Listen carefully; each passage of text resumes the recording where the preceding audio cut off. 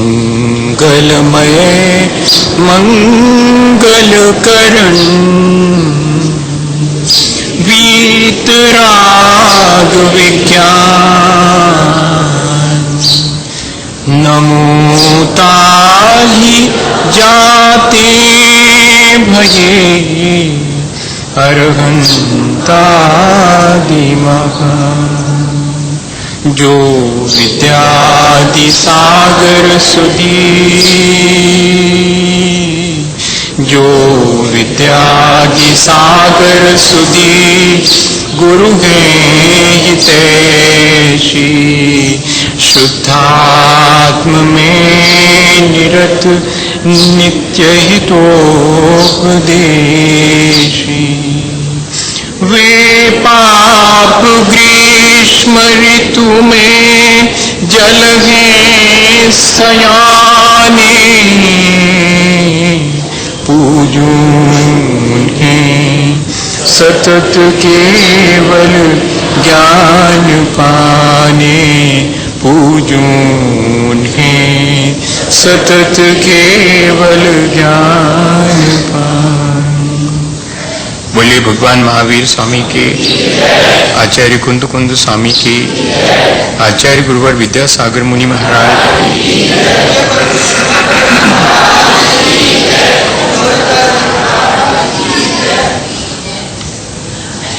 हम सभी लोगों ने पिछले दिनों अपने जीवन को अच्छा बनाने की बहुत सारी बातों पर विचार किया है। हमने समझा है कि अपने जीवन को हम जैसा चाहें वैसा बना सकते हैं। हमारा जीवन यदि अच्छा है तो उसकी जिम्मेदारी भी हमारी है। यदि हमारा जीवन हमें अच्छा नहीं लगता तो उसकी जिम्मेदारी भी हमारी अपनी है। और ऐसे में जबकि जिम्मेदारी हमारी है, हमारा दायित्व हो जाता है, हमारा फर्ज हो जाता है कि हम अपनी इस जिम्मेदारी को समझते हुए अपने जीवन को अच्छा बनाने की प्रक्रिया शुरू करें। और हमने ऐसा विचार करके अपने जीवन को अच्छा बनाने की प्रक्रिया भी शुरू की है। हमारे सामने एक आदर्श है। सबसे श्रेष्ठ जीवन जो संसार में रहकर जीते हैं और श्रेष्ठ जीवन जीकर संसार से पार हो जाते हैं, वे तीर्थंकर होते हैं। ऐसे तीर्थंकरों का जीवन हमें आदर्श है और इसीलिए हमने तीर्थंकरों के बिंब अपने मंदिरों में स्थापित करके रोज रोज वैसे ही आदर्श बनने के लिए अपनी भावनाएं उनके सामने प्रकट करने का भी एक क्रम बनाया है। वो भी एक अच्छे बनने की प्रक्रिया में सोपान है, पर उतने से ही काम नहीं चलेगा। जैसा उन्होंने कहा है वैसा अपने जीवन को बनाने के लिए रोज रोज हमें प्रयत्न भी करना पड़ेगा। हमारे अंदर अच्छे बनने का विचार हो और साथ में हमारा प्रयत्न भी उसी दिशा में हो, तो फिर हम अपने उस आदर्श को प्राप्त कर सकते हैं। कौन बनता है इतना ऊंचा जिसको कि हमने अपना आदर्श माना है? लोग जिसको अपना आदर्श मान लेते हैं उसी की तरह जीना शुरू कर देते हैं। छोटे छोटे बच्चों को देखो, उनका कोई फेवरेट कवि होता है तो वे उसी की स्टाइल में लिखना शुरू करते हैं। उनका कोई फेवरेट राइटर होता है तो वे चाहते हैं कि वे भी वैसा ही बने। कोई व्यक्ति का तो कोई फेवरेट कलाकार होता है, वे उसके जैसा ही वैसी ही एक्टिंग करने की कोशिश करते हैं। और हमारा इतना बड़ा आदर्श है, हम उसके जैसे बनने की कोशिश ना करेंगे क्या? झूठ मूठ ही सही, पहले बचपन में माँ कहा करती थी कि देखो हम तुम्हें तुम्हारे मन की चीज देंगे, लेकिन पहले तुम भगवान जैसे बन के बताओ। तो हम भगवान जैसे बनते बैठ जाते थे। पर भगवान बन गए क्या? पर भगवान बनने की भावना है, बन के बताओ तो वैसे ही आंख मीच के बैठ जाते थे। लेकिन कितनी देर तक?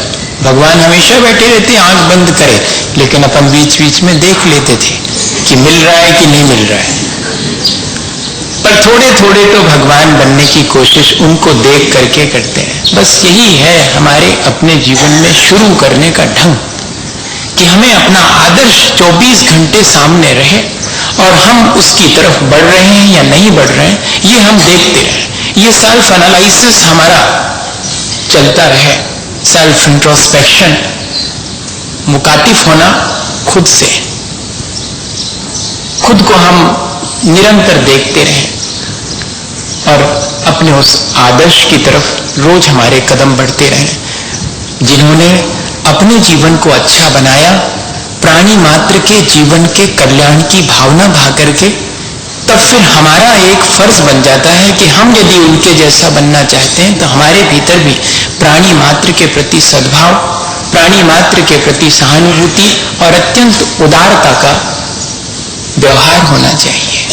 और किस लिए?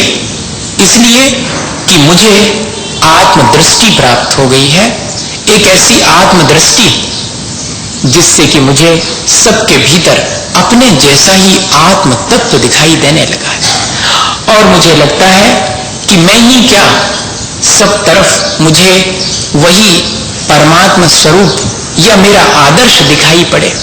हर एक के भीतर मैं अपने आदर्श को देख सकूं, इसके मायने हैं कि मैं भी अपने जीवन को आदर्श बनाऊं और सब अपने जीवन को आदर्श बनाएं। इस तरह की भावना हमारे भीतर आ जावे। ये है पहला कदम, जिसको हमने कहा दर्शन विशुद्धि। हमारी दृष्टि में इतनी निर्मलता आ गई, इतना विजन हमारा क्लियर हो गया, इतना कॉन्सेप्ट हमारा क्लियर हो गया। अब हमें अपना आत्म तत्व देखने की दृष्टि मिल गई। और इतना ही नहीं, प्राणी मात्र के भीतर भी वैसा ही हूबहू आत्म तत्व है। और आत्म तत्व की प्राप्ति की सार्थकता तो इसमें है कि मैं अपने उस परम विशुद्ध स्वरूप को प्राप्त कर सकूं, सभी उसे प्राप्त कर सकें। मैं ऐसा क्या करूं जिससे कि मैं स्वयं और सारे प्राणी अपने उस आत्म स्वरूप को प्राप्त कर सकें।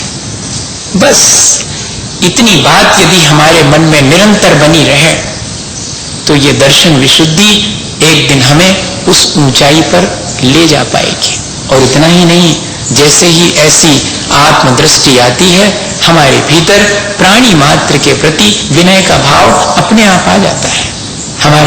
हमारे मन में नम्रता अपने आप आ जाती। किसके सामने अहंकार करना, कौन छोटा कौन बड़ा, सब में वही आत्म तत्व है।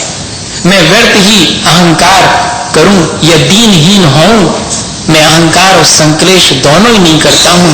मैं तो हमेशा अपनी वृत्ति को विनम्र ही रखूंगा। विनयवान बनना ये दूसरा गुण हमारे अपने ऊंचे उठने में सहायक है। और आज आचार्य भगवंत कहते हैं कि और एक भावना हमारे भीतर अपने आप आएगी यदि दृष्टि में ऐसी निर्मलता आ गई है, आत्मदृष्टि प्राप्त हो गई है, तो हमारे अंदर अपने स्वभाव को प्राप्त करने की और पापों से बचने की और अपने जीवन को अनुशासित करने की बात अपने आप आएगी। लापरवाही में फिर अपना जीवन गंवाएंगे नहीं। और यदि हमने अपने स्वभाव की प्राप्ति का संकल्प कर लिया है, पापों से बचने का संकल्प कर लिया है, तब हम और अधिक केयरफुल हो जाएंगे और अधिक सावधानी से अपना जीवन बिताएंगे। आचार्य महाराज ने इस भावना को सुशीलता नाम दिया है और वैसे आचार्य भगवंतों ने इसे शील व्रतेषु अनतिचार ऐसा नाम दिया है। शील के मायने होता है अच्छा स्वभाव। ये अर्थ सभी को कॉमन रूप से मालूम है, लेकिन इस भावना में शील के मायने हैं व्रतों की रक्षा करने में जो कारणभूत है उसे शील कहते हैं। जिससे व्रतों की रक्षा हो ऐसा आचरण करना वही शील है। और व्रतों की रक्षा होती है क्रोध आदि कषाय के त्याग करने पर, क्योंकि व्रत क्रोध आदि कषाय करने वाले को होते ही नहीं और हो भी जावे तो शोभा नहीं देते। देख लो, इसलिए शील व्रतेषु व्रत तो सभी जानते हैं, हिंसा नृतस्तेय ब्रह्म परिग्रहे भ्यो विरतिर व्रतम। व्रत की सीधी सच्ची परिभाषा उमा स्वामी आचार्य महाराज ने सूत्र जी में लिख दी।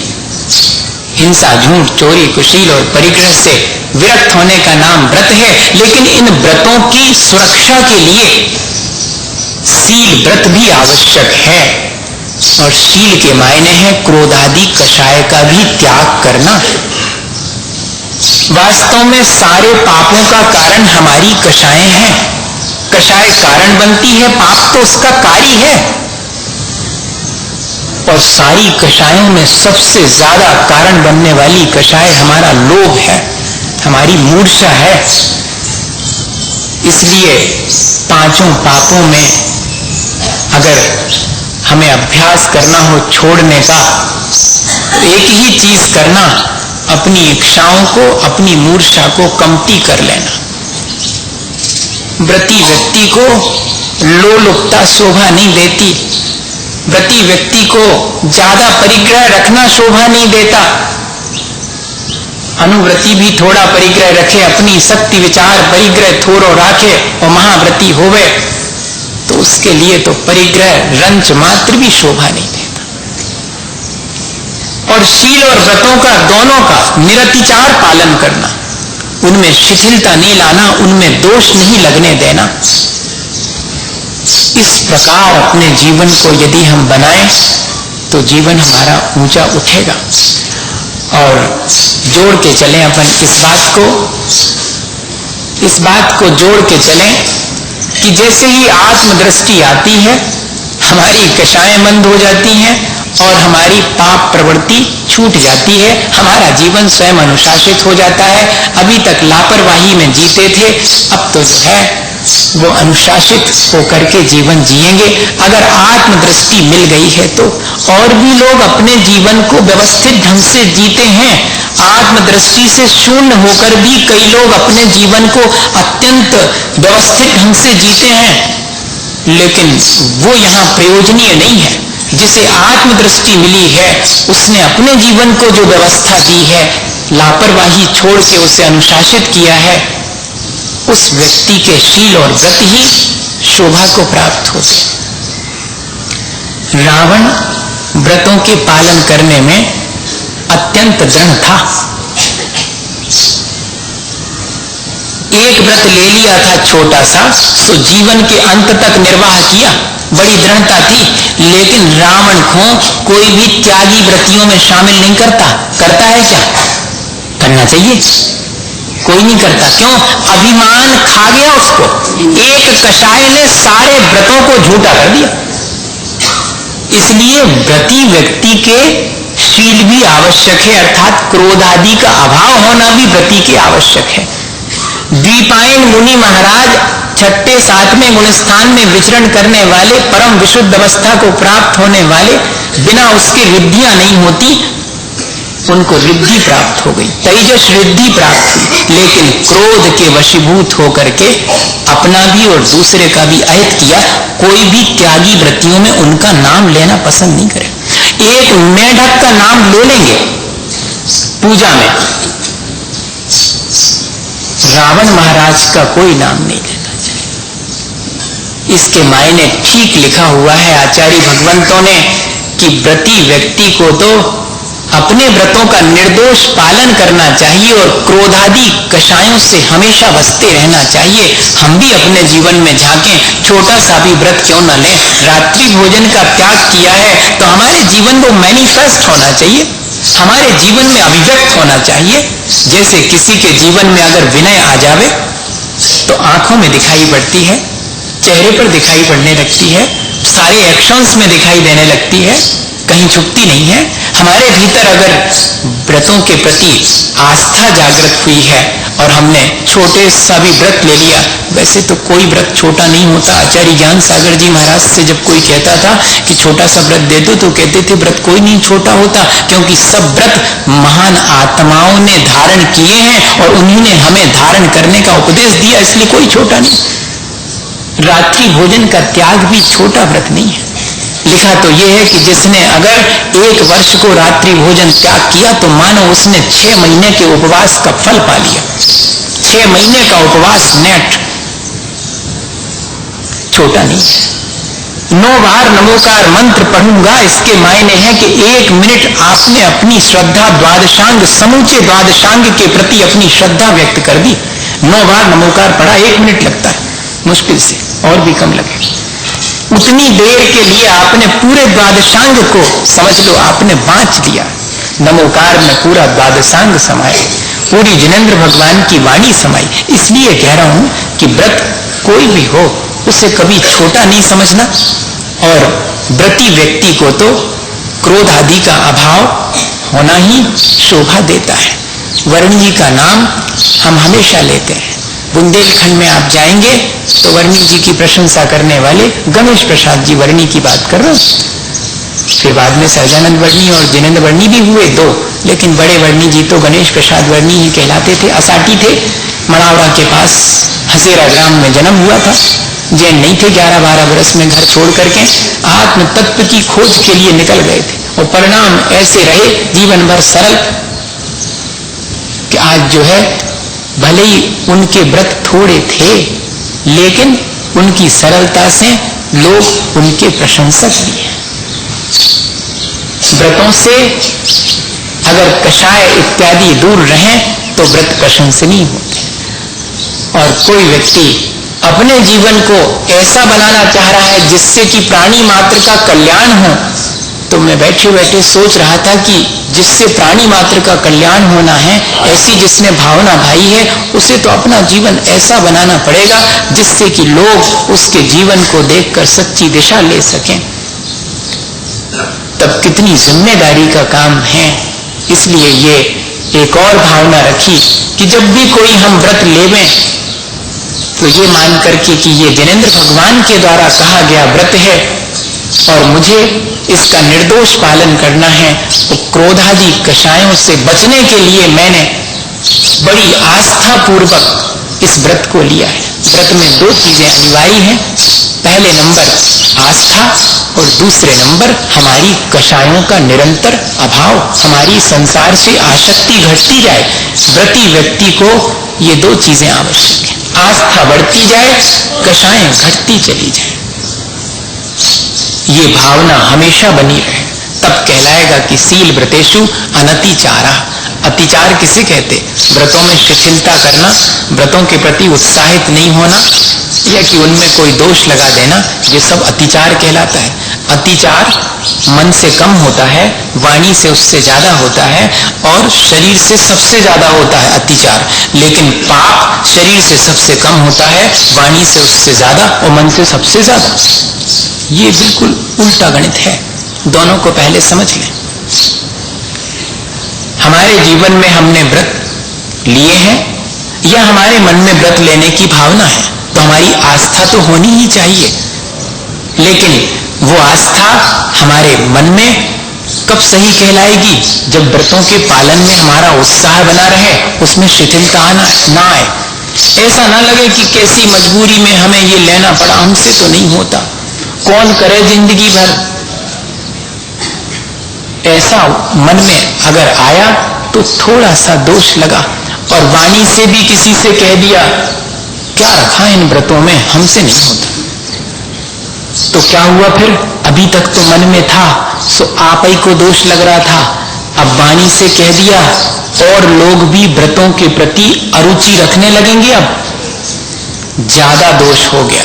और इतने ही नहीं, हमसे नहीं होता, रात्रि भोजन का त्याग महाराज आए थे, सुन छुड़वा दो, तो हमसे तो नहीं होत, हम तो खाएंगे। अभी तक विचार था और दूसरे से कहा था, अब खा ही लिया, व्रत ही भंग हो गया, ये अनाचार हो गया। इसलिए ऐसा क्रम रखा कि मन में अगर व्रत के प्रति अनुत्साह आ जाए तो समझ जाना, वाणी से मत कहना। वाणी से व्रतों के प्रति अगर अभिनय का भाव आ गया है तो वहीं तक रह जाना, शरीर से मत करना।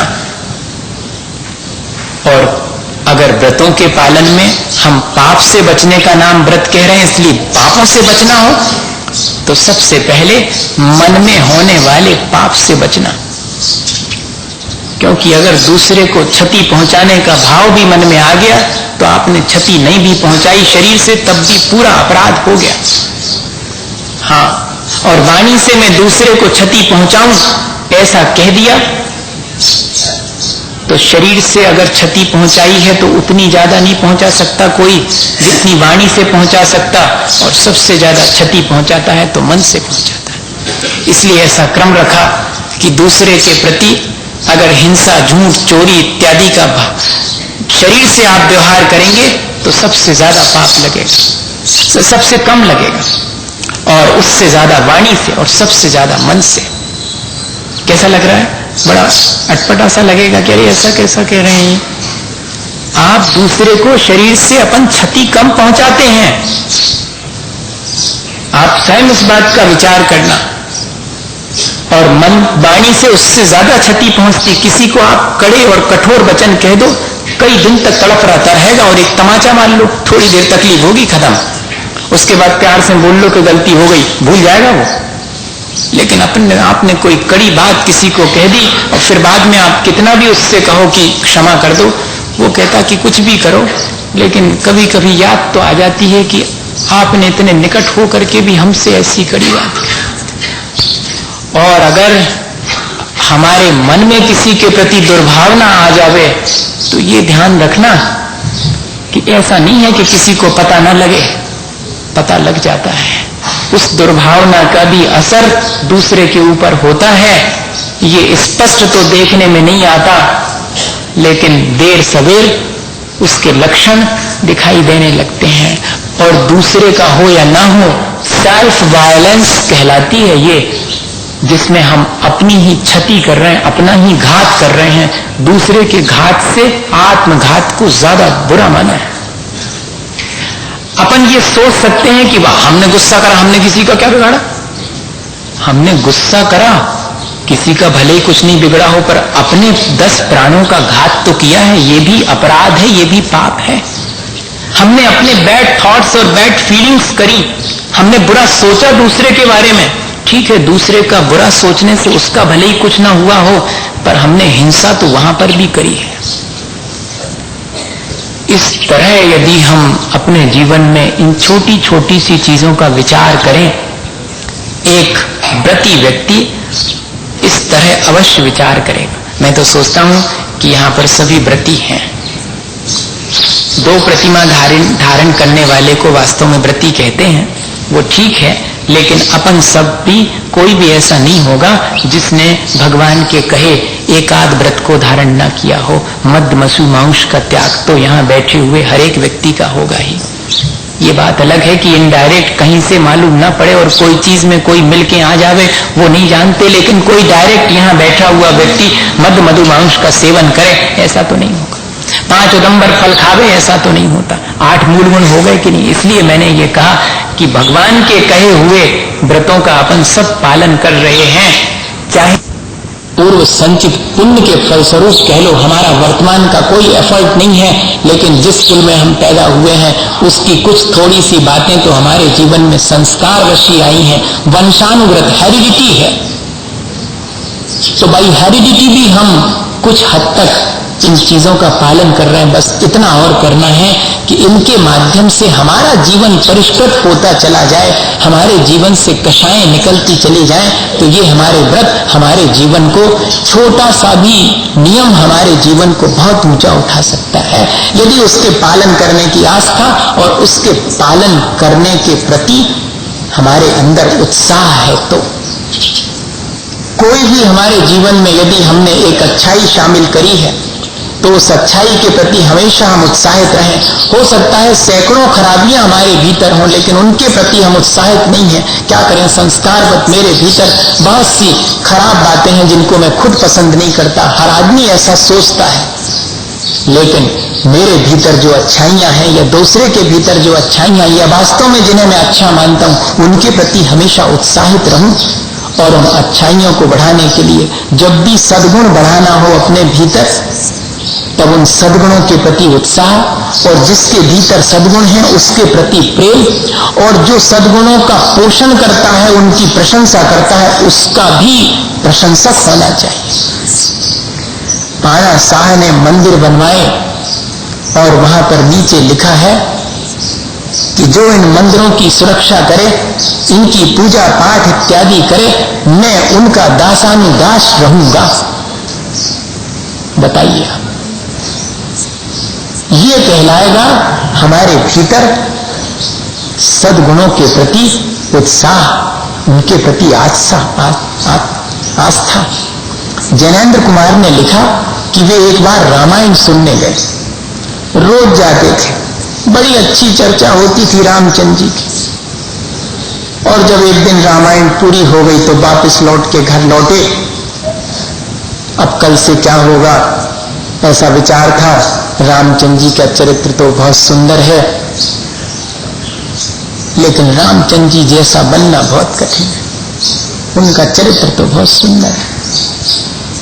ऐसा विचार कर रहे हैं और अपने बाहर लॉन में एक कुर्सी पर बैठे हैं। उतने में देखते हैं कि दोनों बेटे और बेटी बाहर खेलने आ गए हैं। देखें क्या खेल खेलते हैं, तो घर बनाओ खेल खेल रहे, क्योंकि रेत पड़ी है, किसी ने अभी डाली है वहां रेत, तो घर बनाओ प्रोग्राम शुरू हो गया। उनके तो प्रोग्राम ऐसे ही रहते, बच्चों के कोई तय थोड़ी रहता, उनका बन जाता, फौरन बन गया उनका प्रोग्राम कि घर बनाओ। बस रेत में जो है पैर फंसाया, उसके ऊपर थपथपाया, पैर धीरे से निकाला, बन गया घर। और करना क्या, अब आप बनाते रहो प्लान कि ऐसा बनाएंगे वैसा बनाएंगे, उनका तो बन गया। और उनने पूरा घर बनाने का, कंस्ट्रक्शन करने का पूरा आनंद ले लिया, कोई डिस्ट्रक्शन की भावना नहीं है, रचनात्मक काम कर दिया। अपन को जिंदगी लग जाएगी ऐसे किसी रचनात्मक काम के करने में। अपने जीवन को इतना प्रफुल्लित और इतना आनंदित करने के लिए अपन कितने उपाय करते हैं, जरा देख तो लें बच्चे कितने जल्दी आनंद और प्रफुल्लित हो जाते हैं जरा जरा सी चीजों में। हमारे आनंद और प्रफुल्लता की कोई बात ही नहीं हमारे जीवन में आ पाती। वो देख रहे हैं चुपचाप, और उतने में जो है, अब भैया को तो उतनी बुद्धि नहीं है, बहन को ज्यादा है घर के बारे में, रहता ही है भाई नेचर रहता। तो उस बिटिया ने कहा कि अरे तुम्हारे घर में तो धुआं कहां से निकलेगा, धुआं। तो उसने कहा बात तो सही, मैंने चिमनी तो लगाई नहीं, किचन तो बन गया, तो जाओ फिर ढूंढ के लाओ। ढूंढ के वो क्या ले आया, लकड़ी में लगा दी, ये चिमनी हो गई, निकलने लगा धुआं, बिल्कुल ठीक दुरुस्त हो गया सब काम। मेरा घर अब जो है थोड़ा सा बड़े लोगों का असर आ गया। अभी तक तो घर बनाने में आनंद है, लेकिन अब कंपेयर करने में आनंद आने लगा। झगड़ा यहीं से शुरू होता है और कहीं नहीं होता। आनंद तो उस चीज के बनाने में है, लेकिन कंपेयर करने में जिस दिन आनंद आने लगे, उस दिन कषाएं बढ़ेंगी, उस दिन स्वार्थ टकराएंगे और सारे पाप आ जाएंगे, एक नहीं बचेगा। देख लो आप विचार करके खूब। और देख रहे हैं बैठे बैठे जैनेन्द्र कुमार क्या हो रहा है। अब भैया कहता है, भैया सबसे पहले कहता है, सब जगह ऐसा ही है, वर्तमान में भी, हमारा घर तुमसे अच्छा। ठीक है, थोड़ी देर तो उसने सुना, पर अब जब बारी बार कह रहे हमारा घर तुमसे अच्छा, हमारा भी तुमसे अच्छा, अब ज्यादा कहते हो तो फिर हमें भी कहना पड़ेगा, ये तो फिर मामला गड़बड़। एक दूसरे को हम कषाय करवाते हैं, कषाय करने की प्रेरणा देते हैं, सीखो इससे। कोई नहीं भी करना चाहे तो हम उकसाते हैं उसको कि देखो हमारा सामान, और तुम्हारे पे है ही तक नहीं है, अब कल्लू का कर रहे, अब दौड़ो, तुम भी दौड़ो, करो तुम भी पाप करो। ऐसे ही, ऐसे जीवन से किसी को कोई प्रेरणा नहीं मिलती। हमें ऐसा जीवन नहीं बनाना जिसके जीवन से सबके जीवन को अच्छी प्रेरणा मिले, वैसा जीवन बनाना। इतना ही तो सीखना कदम कदम पर, इन छोटी छोटी चीजों से। और कंपैरिजन होना शुरू हो गया, मेरा तुमसे भी अच्छा, मेरा तुमसे भी अच्छा, और अच्छा होते होते, अच्छा कितना अच्छा, तुमसे दुगना अच्छा, दुगना तो तुमसे चौगुना अच्छा। अब जितनी गिनती आती थी, 10 तक आती थी, उनको तो 10 से ज्यादा आती नहीं थी, आपको आती होगी 1000 10 लाख तक की, और उनके अपने गणित। तो नंबर था बिटिया का, उसने कहा तुमसे हमारा 10 गुना अच्छा। अब 10 के बाद तो इनको पता ही नहीं था कि 12 गुना की 20 गुना। अब ये रुक गए भाई साहब, अगर हमारे लिए खुरापाती ज्ञान कम हो, भौतिक ज्ञान, तो रुक जाते हैं पाप, ये भी नोट कर लो। आत्मज्ञान हो और ये उपद्रव वाला ज्ञान ना हो तो भी पाप कमती हो जाएंगे। ठीक, अब बेटे को कुछ नहीं सूझा तो क्या करे वो?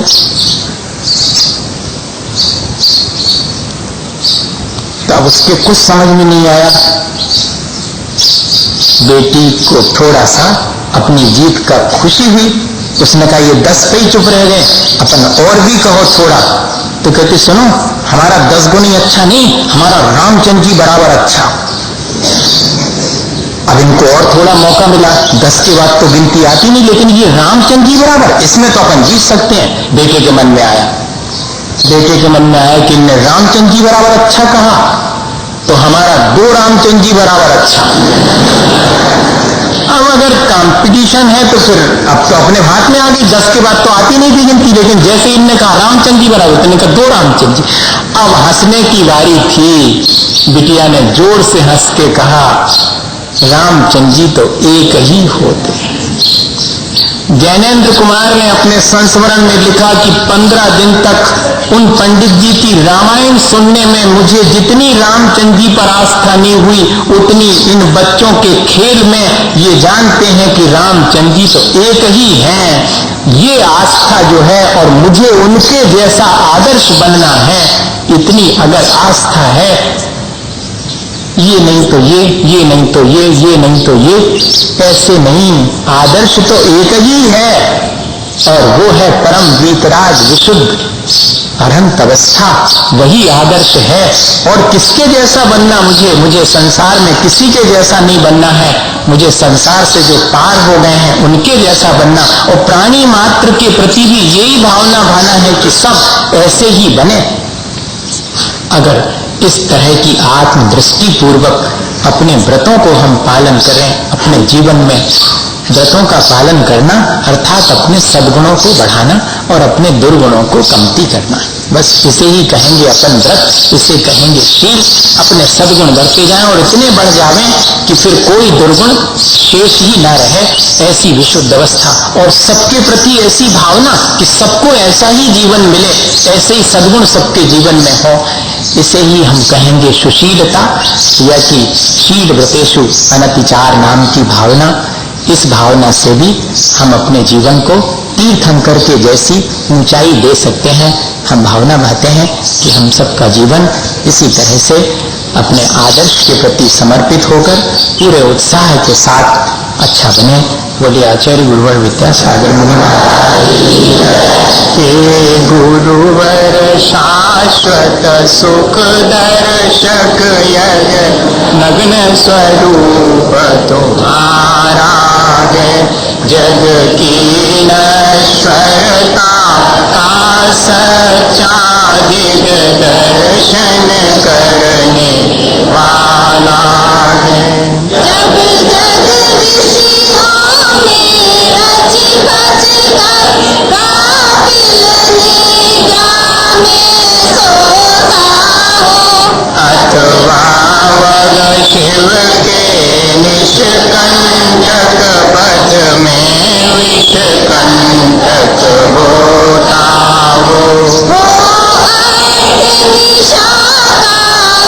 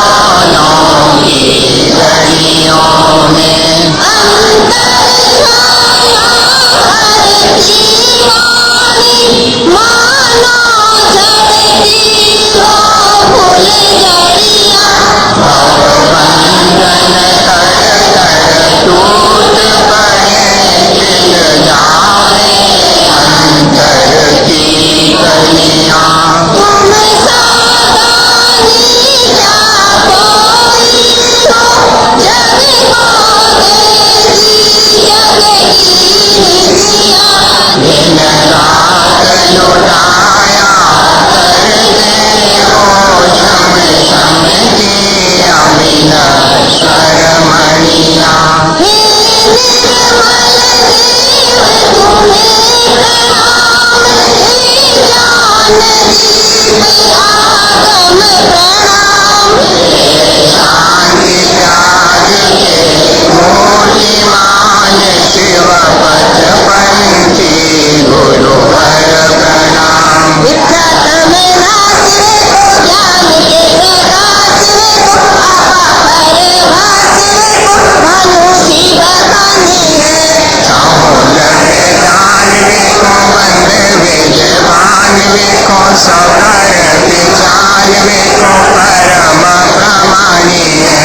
अनुभव बताए को जीव के जताए को काहू न सताए को भवे उर आनी है।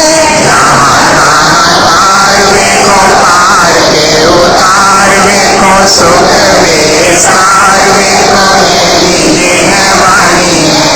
जावाणी के जानते सूझे लो पालो सोवाणी मस्तक नमो सदा देत मोरो उदक चांदन तांडोल पुष्प के चारों सोने बसुरो पलाद के भवन मांगल गान रवा बोले जिन रहे मुनिराज महम यजे। ओम ग्रीम श्री 108 परम पूज्य आचार्य गुरुवर श्री विद्यासागर जी महाराज के संगत मुनि श्री क्षमासागर जी महाराज श्री भव्यसागर जी महाराज के चरण कमलों की पूजा अनर्घ पद प्राप्त है।